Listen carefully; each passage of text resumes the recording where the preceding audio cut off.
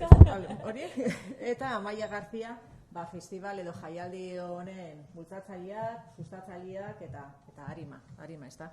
Ezer baino lehen, eta eskutartian erabili izan dugunez hause kartela, hause saltzia bebai, nola festival edo jaialdi honen baitan, hainbat helburu bete nahi ditugula, eta hasteko bertako talentua sustatu, bertako profesionalei aukeria emon, eta kasu hontan, hause kartela Raiza Alaba ilustratzailearena dala bebai, azpimarratzia eta eskertzia.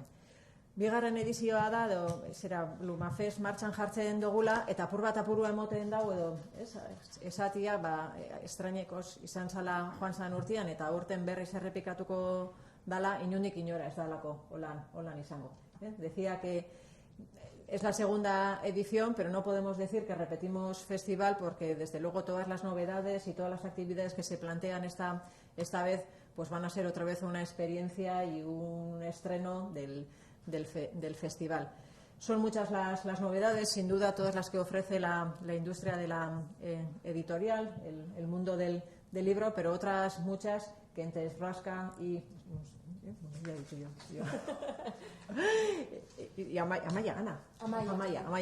Amaia, bueno, pues han sido capaces de diseñar y de llevar adelante.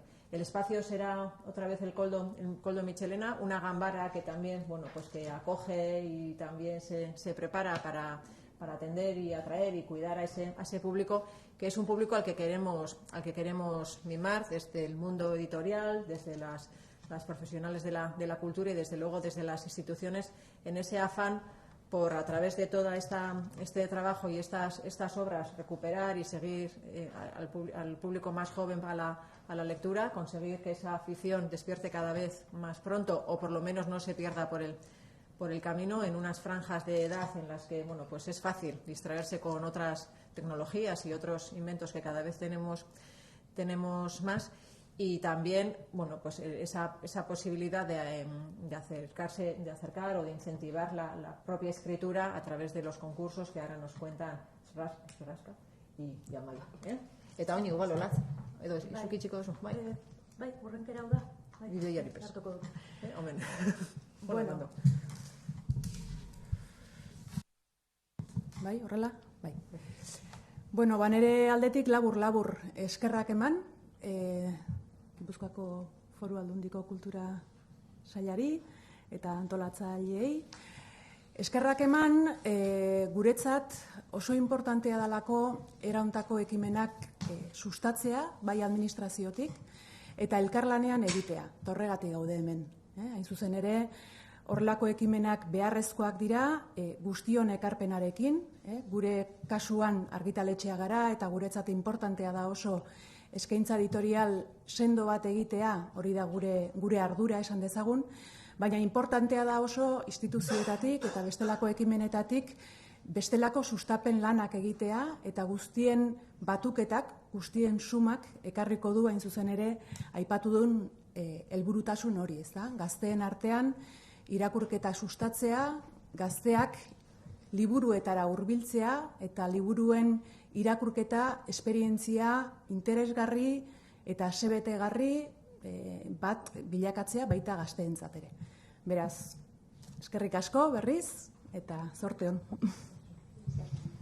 Bueno, para explicar un poco sobre el programa de esta edición, el año pasado la primera edición de Lumafest, una edición piloto con un programa híbrido analógico digital, tuvo bastante buena acogida, así que por eso decidimos seguir con la segunda edición y en esta edición consolidamos el formato que ya tuvimos el año pasado, pero también incorporamos algunas actividades nuevas, así que seguimos teniendo los encuentros diálogos con las autoras internacionales, nacionales y locales, pero también incorporamos actividades de tipo workshop, tanto presencial durante las sesiones como orientadas un poco a implicar a la comunidad educativa, a fomentar el pensamiento crítico y la producción literaria entre los alumnos de secundaria. Y hablando de la autora internacional, queremos destacar que gracias a que volvemos a tener aforos y viajes sin límites como antes de la pandemia. Este año tenemos el placer de contar con presencia aquí en Donosti de Elise Kova, una autora americana superventas que hasta este momento tiene en España 4 novelas publicadas con la editorial Umbriel, pero en total ya publicó más de 20 novelas en inglés. La autora nacional, Victoria Álvarez, es igual de prolífica y además, siendo profesora e investigadora académica, presta muchísima atención a la ambientación histórica muy plástica en sus novelas. Pero lo que nos hace probablemente más orgullosas de todo esto es el crecimiento de la parte del programa dedicada a autoras y autores locales. Así que destacamos mucho la presencia de autores, en gran parte gracias a Elkar, Jasone Osoro y Carlos Arechavaleta, que abrirán el festival el jueves, el día 9 de febrero, y el sábado día 11, en la línea de apoyar la creación literaria juvenil, contamos con la presencia de Leire Vargas, ganadora del Premio Literario Kutxa Ciudad de Irún 2021 en la categoría de poesía en euskera. Así que igual sobre esos detalles en euskera os contará más Amaia. Hori da, bukatzeko programarekin Elkar argitaletxearekin izan dugun kolaborazioan sakonduko dugu pixkat, Sofkak esan duen moduan, osteguneko saioa, Elkar saioa izango da, eta honetan Jasone Osoro eta Carlos Aretxabaletaren arteko elkarrizketa izango dugu. Bi belaunaldi ezberdinetako egileak dira eta pentsatzen dugu haien arteko elkarrizketa oso interesgarria izango dela. Bestalde, larunbateko saioa, Leire Vargasekin egingo dugun saioa, bi zati izango ditu, solasaldi bat edo hitzaldi labur bat, eta bestalde workshop bat. Tailer honekin bat-bateko poesia landu nahi dugu gazteekin, eta saio honetarako ere Elkarrek liburu sortak eskaini dizkigu, beraz eskerrik asko Elkar argitaletxeari, eta besterik gabe lehiaketaren nondik norakoak azalduko dizkizuet orain. Aurten, itxengo dut segundu bat, lortzen dugun pantailan lehiaketa ikustea, lehiaketaren oinarriak, eta bestela jarraituko dut. ¿Igual haciendo escape? No.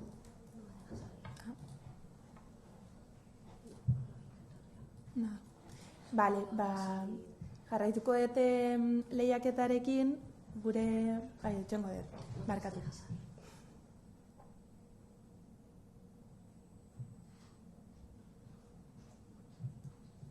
Vale. Konkurso. Vale, gure lehiaketaren izena, Luma Festivala Mikros da, eta aipatu dugu ja gazteen artean ez bakarrik irakurketa, baizik eta sorkuntza literario ere bultzatu nahi dugula. Asmo honekin bigarren aldiz martxan jarri dugu lehiaketa, urtarrilaren 21-etik aurrera testuak bidaltzea posible da, eta epea zabalik egongo da otsailaren 4 arte. Gazteei zuzendutako lehiaketa da, 14 eta 21 urte bitarteko gazteei zuzentzen gea, eta mikrokontakizunak jaso nahi ditugu. Hau da, 200 eta 150 karaktere baino gutxiago dituzten testuak. Oso testu laburrak bilatze ditugu, baina egoten dira oso testu interesgarriak. Bi modalitate dauzkagu, gaztelerazkoa eta euskarazkoa, eta aurtengo hitza babesleku izango da euskaraz eta gazteleraz refugio.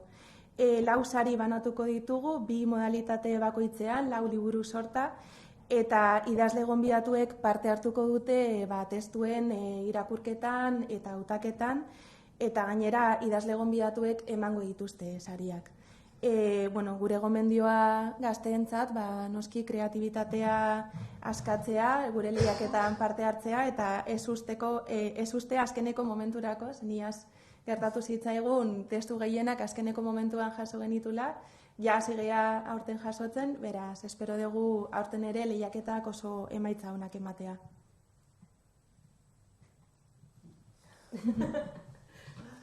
Ikusi duzuen moduan aurten poesia egongo da, lehiaketa be. Poesia egongo da, lehiaketa be, iasko esperientziatik abiatuta, jendia ja martxa hartuta eta zira bere proposamenak bialtzen, eskoletan be izango dira saio batzuk, ez dakit horiek kontatu nahi dituzuen, 2 saio izan ditugu jada zentroetan, eskoletan, masterclass saioak deitu diegu, eta saio horietan iazko 2 egilek parte hartu dute, Iria G. Parentek eta Selene M. Pascualek.